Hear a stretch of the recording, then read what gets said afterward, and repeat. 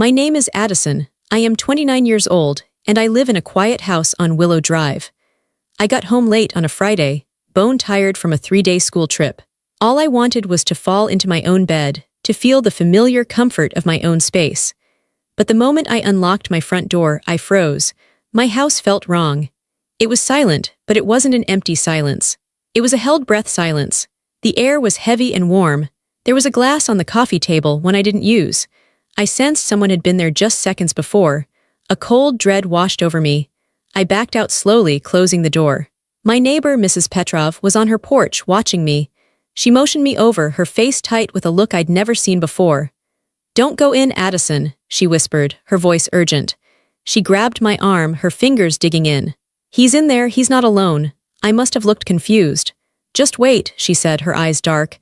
"Go to your car, wait until midnight, you'll see everything." My heart hammered against my ribs. "See what?" "Just wait," so I did. I got into my dark car, parked across the street under an old oak tree, and I waited. I didn't know what I was waiting for. I just knew it was the truth, and I knew it would change everything. But before I tell you how everything flipped, like and subscribe, drop a comment. Where are you watching from?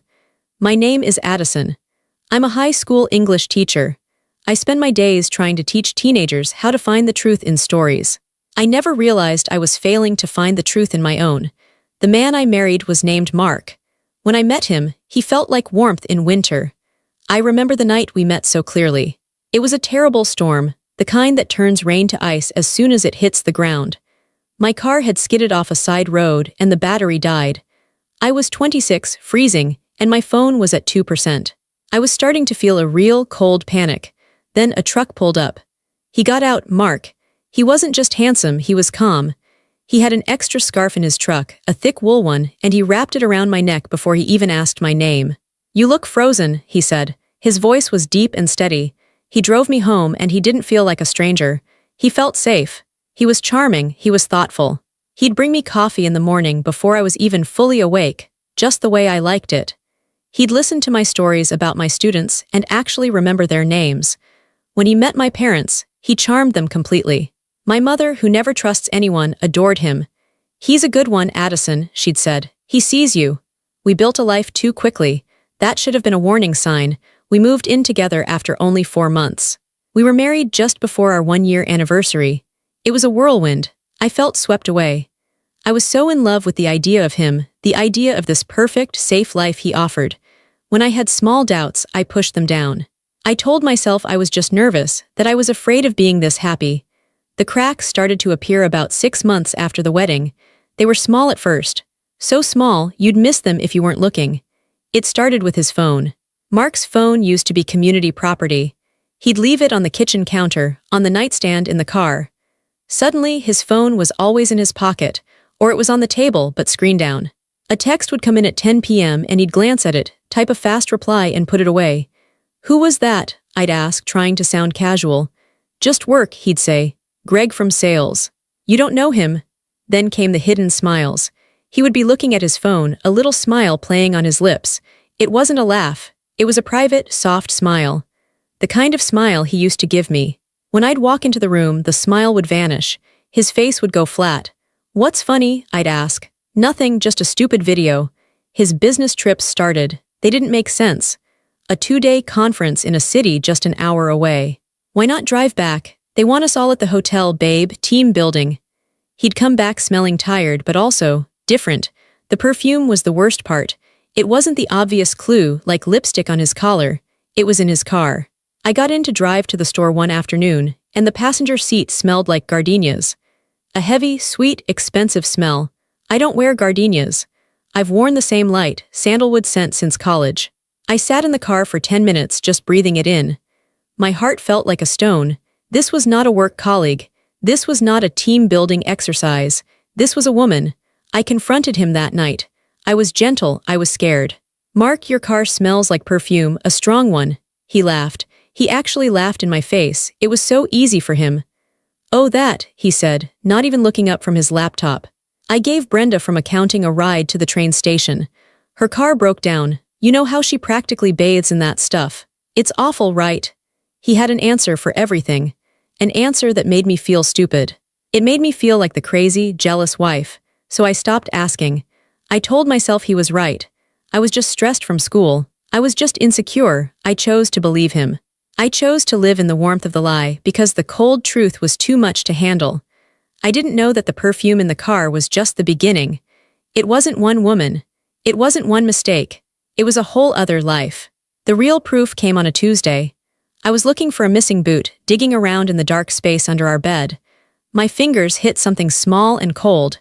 It was an earring. A little silver hoop with a tiny fake diamond. It was cheap. The kind of jewelry that turns your skin green. It was not mine. I'm allergic to cheap metal. I only wear gold. I stared at it in the palm of my hand. This wasn't a colleague in his car. This was a woman who had been in our bedroom. A woman who had been in our bed. The room started to spin. The old Addison would have run downstairs. She would have thrown the earring in his face. She would have screamed. She would have cried. She would have demanded the truth, and he would have given her another perfect, practiced lie. But I didn't. A strange, icy calm washed over me. All the love, all the warmth I felt for him just evaporated. It was gone. In its place was something hard and cold. I closed my fist around the earring. I realized in that moment that silence was my weapon. Yelling would give him a chance to fight back. Crying would let him call me emotional. Silence. Silence would let him think he was still getting away with it. I put the earring in my jewelry box in a little velvet pouch and I went downstairs. He was on the couch, watching a basketball game. He smiled at me. "Find your boot?" he asked. "Not yet," I said, and I smiled back. "I'm going to make some tea." That night the shift happened. I was no longer his wife. I was a detective. I was done being emotional. I was ready to be strategic. I started to study him. I waited until he was in the shower. His phone was on the nightstand, screen down. I picked it up. It was locked. I tried our anniversary. Wrong passcode. I tried his birthday.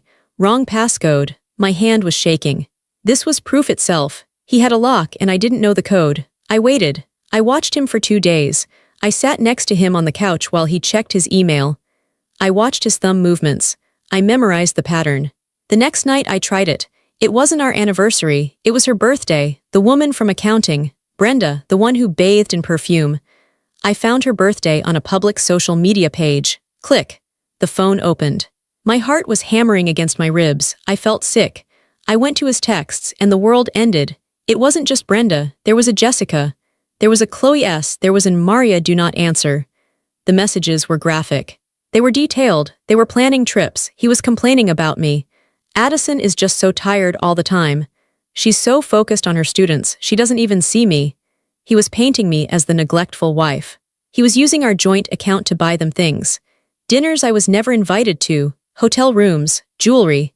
I sat on the bathroom floor, the phone in my lap, and I didn't cry. I just got colder. This wasn't a man who made a mistake. This was a predator. This was a man living multiple lives, funded by our life. The betrayal wasn't one woman. It was a rotating cast. He was a con artist, and I was his primary investor. I went to his laptop.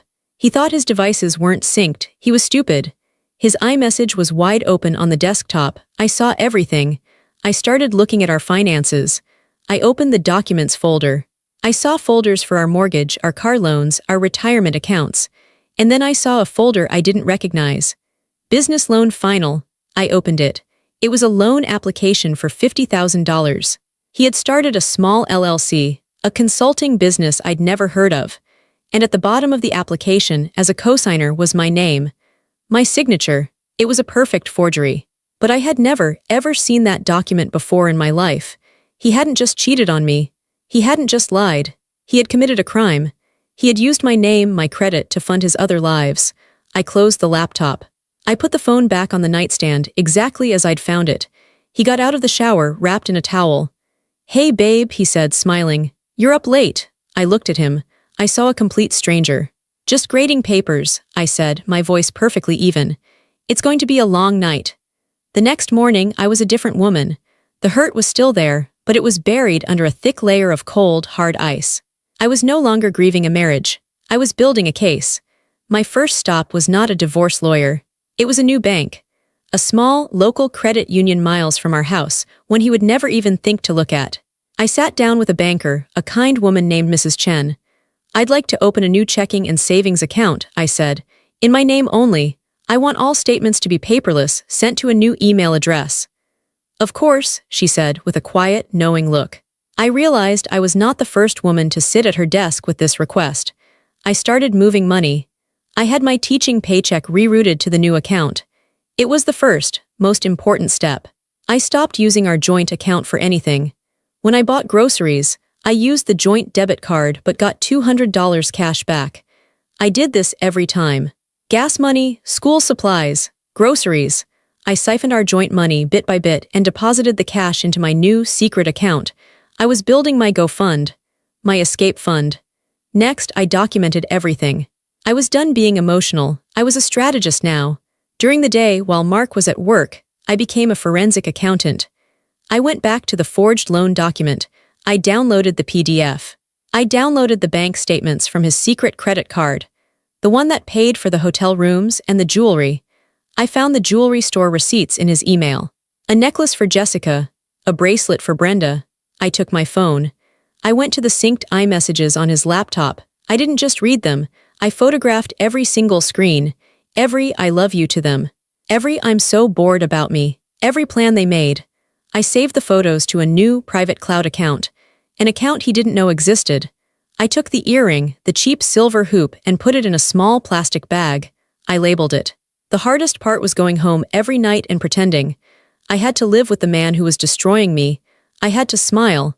I had to make dinner. He would come home and kiss me. "How was your day, babe?" he'd ask. I would feel my skin crawl, but I'd force a smile. It was good. The kids were a little wild. "You seem quiet," he said one night, looking at me over his fork. My heart stopped. "Just tired," I said, my voice smooth. "We have state testing coming up. It's a lot of pressure." He nodded, satisfied. He believed it. He believed I was the boring, predictable, tired wife.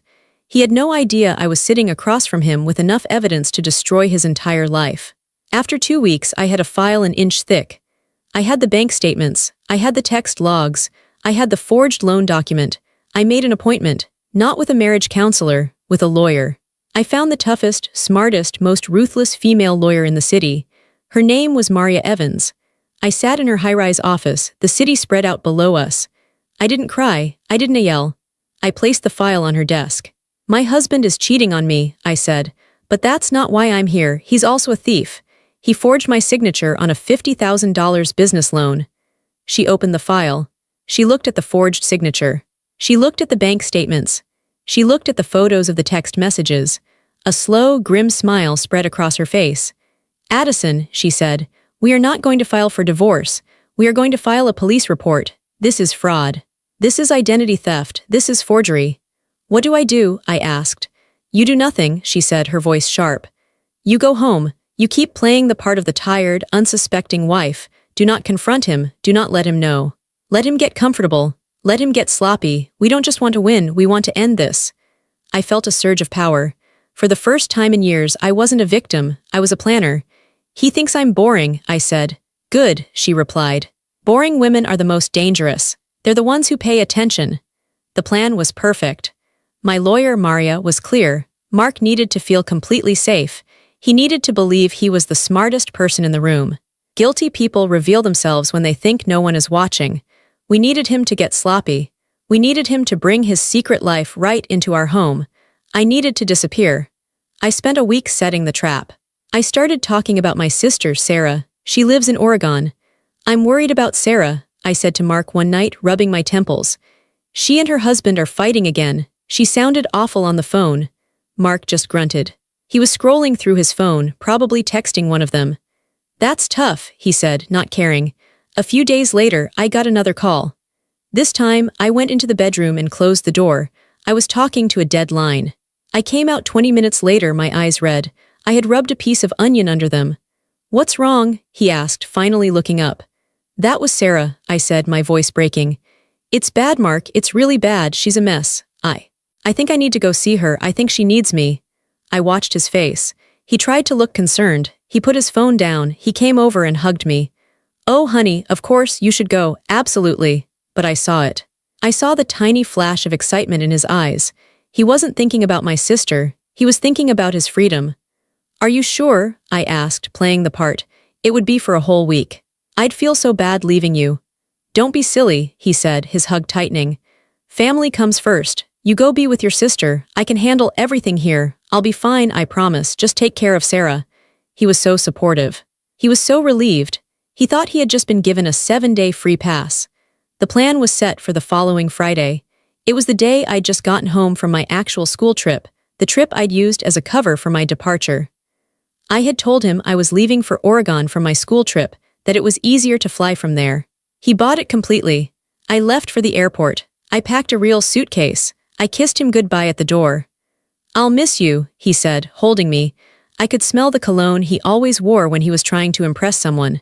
He was already getting ready. I'll miss you too, I whispered.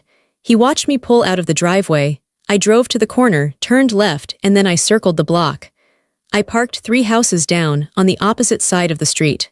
My car was dark, and I was parked under a large oak tree. I was invisible. This was the part of the plan that brought me back to my neighbor, Mrs. Petrov. She was a stern, older woman from Romania.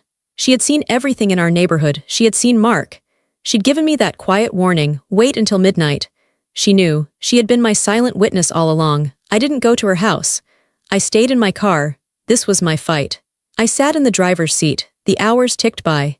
8 p.m., 9 p.m. The street was quiet. Doubts started to creep in. What if I was wrong? What if he was just watching TV? No, I knew what I saw. I had the earring. I had the text messages. 10 p.m. The lights in our house were on. He was waiting. 11 p.m. I drank cold coffee from a thermos. My muscles ached. I was so tired, but I was not going to break. 11:45 p.m. A car pulled up, a nice one, a red convertible.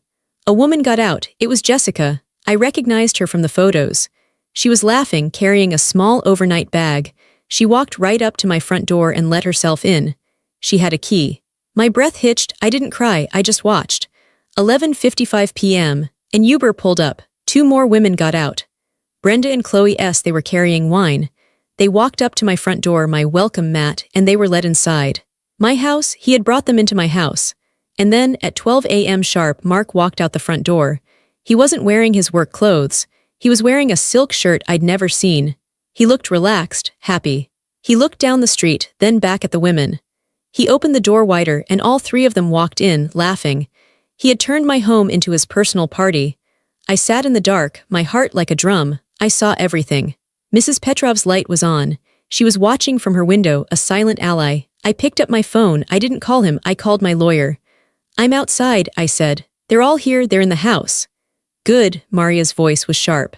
Stay put. Wait until dawn. Then you make the other call. I sat in the cold, dark car. I watched my house. And I waited for the sun to come up. I sat in the dark of my car and I watched them. The front door of my house, the one I painted a soft blue last summer, closed. The lock clicked. I was too far away to hear it, but I felt it. I was locked out of my own life. My phone was in my hand, the screen dark. I had already called my lawyer. They're here, I'd said. Good, Maria had replied. Wait until dawn, then you make the other call. Dawn. It was 12:03 a.m. Dawn was 6 hours away. I sat and I watched.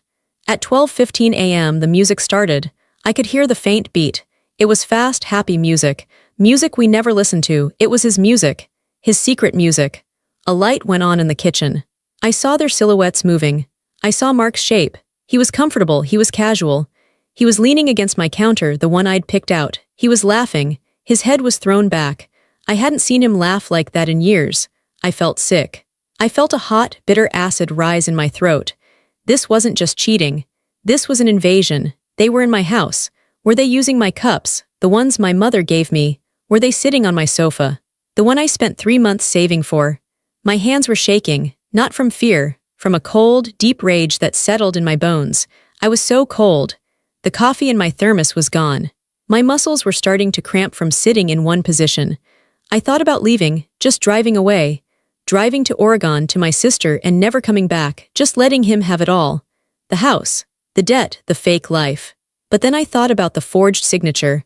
I thought about the $500T0. He didn't just break my heart. He tried to ruin my future. He tried to tie me to his crimes. No, I was not going to run.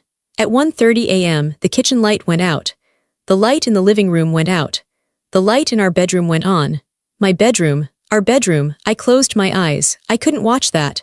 I rested my head against the steering wheel. I didn't cry, it was strange. The pain was so deep it was past tears. It was just a heavy, solid thing in my chest. I thought about the night we met. The scarf he wrapped around my neck. The feeling of being safe. It was all a lie. It was a script. He was an actor. He had played the part of the good husband so well, and I was his audience. I must have drifted off. I woke up to a soft tapping on my window. I jumped, my heart slamming against my ribs. It was Mrs. Petrov. She was wrapped in a thick robe. I rolled down the window. The cold night air hit my face. "I saw you," she whispered. She didn't look sad, she looked angry. "I have been watching him for months. These women. They are not new." She held out a thermos. "It is hot tea, very strong." She also had a thick wool blanket. "Thank you," I whispered. My voice was hoarse. She didn't leave. She just stood by my car door, a silent shadow. She was a witness. She was standing guard with me. We didn't talk. We just watched the house. Two women, standing in the dark, watching a house full of lies. The light in the bedroom finally went out around 3 a.m. The house was dark. But it wasn't quiet. It felt sick. It felt corrupted. "You should rest your eyes," Mrs. Petrov said. "I will knock if anything happens." "I can't," I said. "I have to see the morning." She nodded. She understood. She stayed for another hour, and then, as the black sky started to turn a deep, bruised purple, she touched my shoulder. "It is almost time," she said. She went back to her house. I watched the sun begin to rise. The gray light touched the edges of the trees. It was the longest, coldest, and clearest night of my life. I was not a wife anymore. I was not a victim. I was a witness. And I was ready. I picked up my phone. The sky was light enough to see the numbers clearly. I took a deep breath, and I made the call. 911, what is your emergency? The dispatcher's voice was bored, tired. I kept my own voice calm. I kept it perfectly level. "I am not in danger right now. I need to report a crime. My name is Addison. I am at 114 Willow Drive.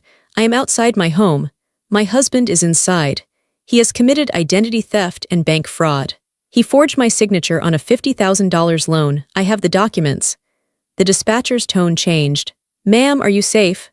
"I am safe. I am in my car across the street. My husband is in the house. He is not alone. He has 3 other women with him. He does not know I am here." There was a pause. "We are dispatching officers." I hung up. I put my phone in my pocket, and I waited. It took 7 minutes. 2 police cars turned onto our street. They didn't use their sirens. They just appeared. Their red and blue lights flashed in the gray morning, staining the houses in color. I watched them park. 2 officers got out. They walked up my front path. I got out of my car. I walked across the street. My legs were stiff, but I did not stumble. I walked up my own lawn. The police were knocking on my door, a loud, hard knock. "Police, open the door." I stood behind them on the grass. I heard muffled voices inside. I heard confusion. The door opened. It was Mark. He was wearing a silk robe, one I had never seen before. His hair was messy. His face was puffy from sleep. He looked confused, annoyed. "Can I help you, officers?" he said. "Sir, are you Mark?" "Yes, what is this about?" And then he saw me, his face. It was not something I will ever forget. It was not guilt. It was not shame. It was shock, pure, unfiltered shock. Like he was seeing a ghost. "Addison," he said. His voice was a squeak. What are you doing? You're in Oregon." "I'm not in Oregon, Mark," I said. The women were behind him. I could see them in the hallway. Brenda, Jessica, Chloe. They were wearing his t-shirts. My t-shirts, they looked scared. "Sir," the officer said, "we are here about a complaint of bank fraud." Mark laughed. A nervous, crazy laugh. "Fraud? What? That's ridiculous. Officers, this is a misunderstanding. My wife is she's emotional." He tried to step toward me. "Addison, honey, let's talk. Tell them to leave." The officer put a hand on his chest. "I'm not emotional, Mark," I said. My voice was clear. It didn't even shake. "I know about the $50,000 loan, the one for your fake business, the one you signed my name on." His blood drained from his face. He finally understood. This was not about the cheating. "Addison, no. You don't understand." "Mark," the officer said, his voice hard. "We have a copy of the forged document and a signed complaint from your wife. You are under arrest for forgery and identity theft." "What? No," he yelled. He finally yelled. "You can't do this." The officer pulled Mark's hands behind his back. The click of the handcuffs was the loudest sound I had ever heard. The women in the hallway just scattered. They ran. They grabbed their overnight bags from the living room floor. They didn't even put on their own clothes. They ran out the front door, past me, past the police. They ran to their cars and they were gone. They didn't look back. Mark was standing on his own porch in a silk robe and handcuffs. He looked at me. His eyes were wild. "You did this," he screamed at me. You called the police, on me, after everything I've given you." I looked at him. The man I had loved. The man who wrapped a scarf around my neck and promised me a safe life. He was a stranger, a common thief. "I didn't do this, Mark," I said. "I just stopped covering for you." The officers pulled him toward the car. He was still screaming. "She's a liar, she's crazy." Neighbors were coming out of their houses. Mrs. Petrov was on her porch, in her robe, holding a cup of tea. She watched. They put him in the back of the car. He stared at me through the window as they drove away. His face was a mask of hate. I stood on my lawn. The sun was fully up. It was a beautiful, clear morning. I had never felt so tired. And I had never felt so free. The moment the police car turned the corner, the silence that fell on the street was total. It was just me and Mrs. Petrov, looking at each other from across our lawns. She gave me one slow, single nod. It meant everything. It meant you did it. I did not go back into the house, not yet. I sat on my front steps and I called my lawyer. "It's done," I said. "They arrested him." "Good," Maria's voice was all business. "I'm filing the restraining order right now. It means he cannot come near you or the house. I'm also filing to freeze all joint assets, citing criminal fraud. He won't be able to touch a penny of your money." "What happens now?" I asked. "Now," she said, "we let the system he tried to cheat do its work. Go inside, lock your doors, I'll handle the rest." His unraveling was fast. It was brutal. And for the first time in my life, I wasn't the one losing. I was just the one watching. First, his job. He tried to call his boss from jail, asking for bail money. His boss, the one from the team-building trips, called me. "Addison, I am so sorry," he said. "Mark is. We've had to terminate his employment. We can't be associated with fraud." It turned out his business trips with Brenda from accounting were just trips. He had been faking his expense reports for months. His company was starting its own investigation. Next, his girlfriends. They disappeared. They didn't just walk away, they evaporated. They blocked his number. They deleted their social media. They were rats leaving a ship that wasn't just sinking, it was on fire. One of them, Jessica, actually called me. I wanted to say I didn't know," she cried into the phone. "He told me you two were separated. He told me you were cold to him. He said you were in Oregon." I listened to her. I heard the panic in her voice. She wasn't sorry for me. She was scared for herself. Scared of being associated with him. I cut her off. "He lied to you, just like he lied to me. He used you, he used me. But you had a choice. You knew he was married. You walked into my home. Don't ever call this number again." I hung up. Then his family. His parents called me, screaming. "How could you do this?" his mother shrieked. "You send your own husband to jail.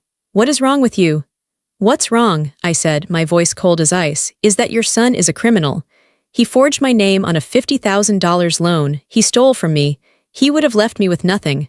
I have the proof. I have the bank statements. I have the texts. Do not call me again to defend him, call a lawyer." I hung up on her too. For years, I had been the one making myself small. I was the one who apologized. I was the one who tried to keep the peace. That woman was gone. Mark sat in jail for 4 days. He couldn't make bail. His accounts were frozen. His family didn't have the liquid cash. He was completely, totally alone. His lawyer finally called Maria. He wanted a deal. Maria and I sat in her office. "He's facing multiple charges," she said, tapping a pen. "Fraud, forgery, identity theft, and that's just from us. His work is looking at him for embezzlement. He's cornered." "What does he want?" I asked. "He'll plead guilty to the forgery charge. He'll sign the house over to you, free and clear. He'll take full responsibility for the $50,000 loan. He will give you a full, uncontested divorce. In exchange, you don't pursue the other civil charges." "He wants me to back off," I said. "He's begging," she said. "He knows what the other evidence looks like. He doesn't want those texts read in court. He doesn't want his company to see how deep it went. He wants to make this one problem go away." I looked out her window at the city. I thought about the man in the silk robe, his face twisted in hate. "Tell him yes," I said. "I don't want his money. I don't want to fight. I just want him gone. I want my house. I want my name back." "You're not losing," Maria said gently. "You're winning. You're taking your life back and he's going to prison. That's not a loss." For once, I was watching him lose. I was watching him lose his job, his reputation, his girlfriends, his freedom, his home, and I felt nothing. Not joy, not sadness, just quiet. The scales were finally balanced. I didn't go back into my house for 2 days. I stayed at a hotel. I couldn't face the smell, the feeling of them, but after I signed the papers, after it was final, the house was legally mine. His name was off the deed. His restraining order was permanent. He was awaiting sentencing. It was time to go home. I stood at the front door. The blue paint looked the same. The welcome mat was still there. I put my key in the lock. I walked in. It was a disaster. The police had been through, but the party was still there. Wine glasses, stained with red, were on the coffee table. Plates of old food were in the kitchen. The whole house had a sour, stale smell.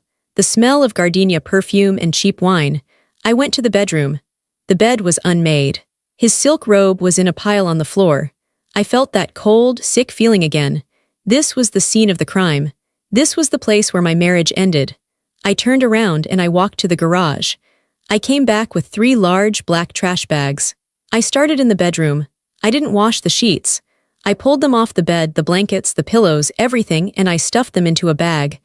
I went into the bathroom. I threw away all his toiletries, his razor, his toothbrush, the cologne he wore. I went to the closet. I took every piece of his clothing, his suits, his shoes, his t-shirts that those women had worn. I put it all in bags. I went to the kitchen. The wine glasses, the plates, I didn't wash them. I put them in a bag. I didn't want to touch anything they had touched. I was not just cleaning. I was performing an exorcism. I was erasing him. I took the cheap silver earring I had found, still in its little plastic bag. I threw it in the trash. I took the silk robe. I threw it in the trash. I spent the whole day. I dragged bag after bag to the curb. I opened every single window in the house. I let the cold November air blow through, clearing out the smell, clearing out the ghosts. When it was all gone, I just stood in the empty living room. It was quiet. It was just a house. It didn't feel like his anymore. But it didn't feel like mine, either. It felt empty. The next day I bought paint, a warm cream color. I painted the bedroom. I painted over the walls that had seen his lies. I bought new sheets. White, crisp, clean ones. I bought new pillows. I bought new cups. Slowly, day by day, I rebuilt my home. I moved the sofa. I bought a new rug. I put my books back on the shelves. One afternoon, I was sitting on my couch reading. The house was quiet, but it was a different kind of quiet. It wasn't the heavy, watchful silence from before. It was peace. The house felt loyal. It felt like it was mine again. It felt like it was breathing with me. There was a knock on the door. It was Mrs. Petrov. She was holding a small pot with a new plant, a green, leafy thing. "For the new house," she said. "Thank you, Mrs. Petrov," I said, taking it. "Thank you for that night." She looked at me, her eyes clear. "We are women. We must be witnesses for each other. He was a bad man." She looked past me, into my clean, quiet house. "You made it good again." She didn't stay long. She just gave me the plant and left. I put the plant on the windowsill. The sun was shining on it. I had reclaimed my life.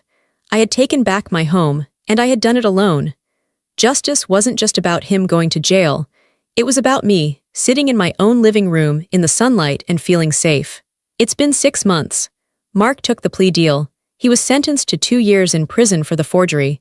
With his embezzlement charges, he will be in for longer. I don't check, I don't ask. His name is not a part of my life. My life, it's quiet now. I teach, I grade papers. I have coffee with Mrs. Petrov. I sleep through the entire night. I don't wake up at 2 a.m. to check his phone. I don't smell his clothes, looking for a perfume that isn't mine. I am free. For a long time, I thought revenge was about making him hurt. I thought it was about the moment the police put him in the car. I thought it was about him losing his job, his money, his freedom. But that wasn't revenge. That was just consequences. I learned that real revenge isn't the moment the guilty fall. It's the moment the innocent rise. Rising wasn't one big moment. It was 1,000 small ones. It was the day I changed the locks on my front door.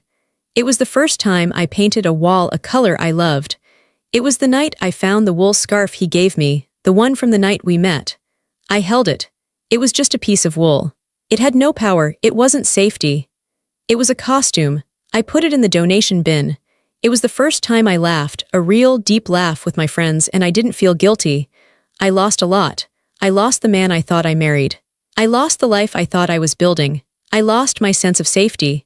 But I found me, the woman who was there before him, the woman who is stronger than he ever was. The woman who can sit in a dark car all night and wait for the sun to rise. The other day I was cleaning out a drawer. I found a photo from our wedding. He was smiling, looking at me. I was smiling, looking at the camera. I looked happy, but I also looked small. I looked at the photo for a long time. I didn't feel anger. I didn't feel sadness. I just whispered to myself, I saw everything, and I lost nothing that mattered. I tore the picture in half and threw it away. My story is done, but I know I am not the only one. I know there are other women sitting in their cars in the dark. I know there are other women who have found an earring that wasn't theirs. I know there are other women who feel small in their own homes. If you've ever been betrayed and chose yourself instead, if you ever had to be your own detective, your own lawyer, and your own witness, tell me where you're watching from. I want you to know that you are not alone. And hit subscribe, because I am done being silent. And I have a feeling we have a lot more stories to tell.